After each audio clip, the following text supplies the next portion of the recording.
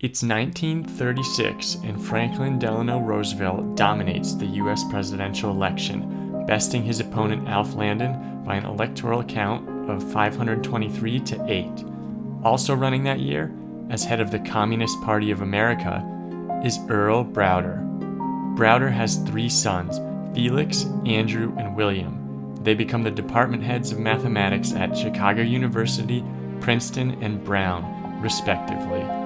Felix has a son named Bill. His destiny is not to become a math professor.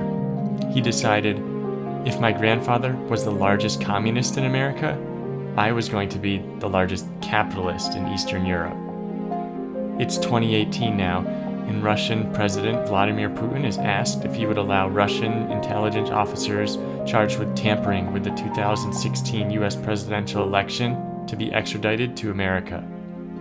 He indicates that he'd consider an exchange if it allowed him to get his hands on Bill Browder, a former ally and, for a time, the largest capitalist in Eastern Europe.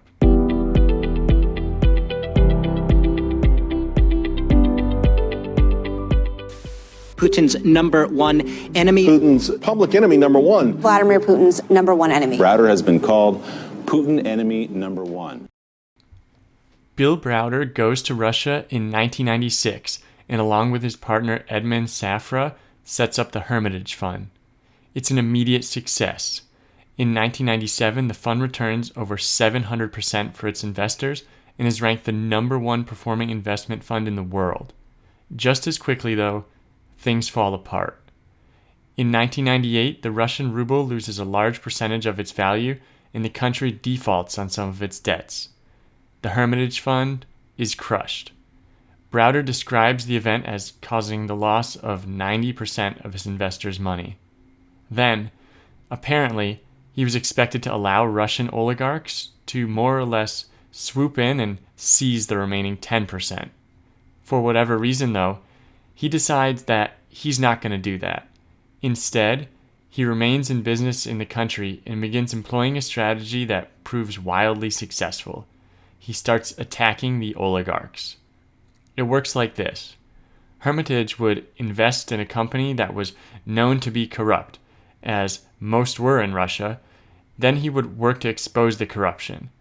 When the oligarchs who were skimming profits from these companies were removed, profits would inevitably increase and the returns on the fund's investments would soar. According to some estimates, the Hermitage effect, or the presence of the fund among shareholders of a company, increased the chances of preventing corporate malfeasance from 29% to 70%. Gazprom, one of the largest energy companies in the world, was a perfect example of this. Browder and Hermitage described a situation where the arrogance was so extreme that there was no cover-up whatsoever. But that was helpful to us because it enabled us to paint a very accurate picture of what had been stolen. These revelations, although somewhat assumed all along, spread through the international financial press thanks to Browder and Hermitage. Under pressure to make changes, many companies were forced to change.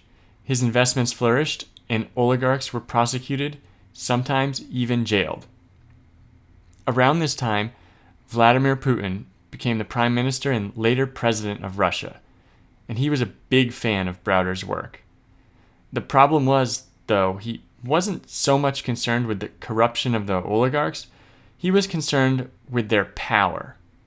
Putin was the president, but it was the oligarchs who really ran the country. That was, at least until Browder began systematically exposing their wrongdoing.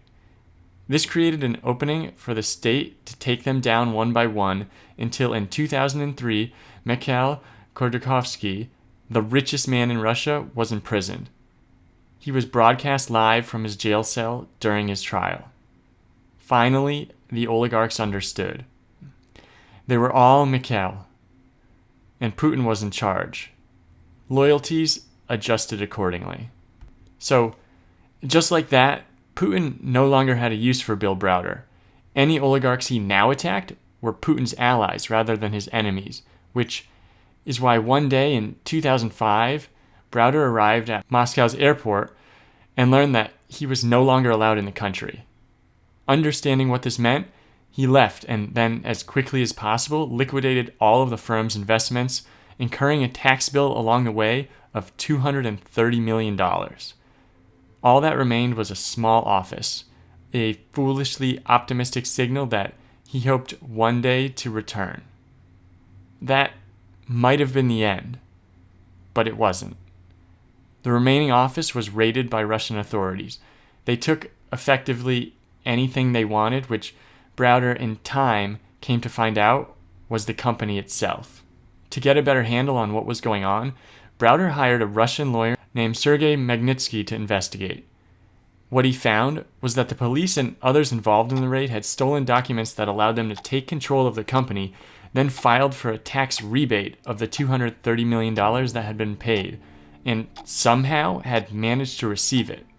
Magnitsky presented his findings to the authorities and the press, but for his troubles, he ended up being the one who was detained.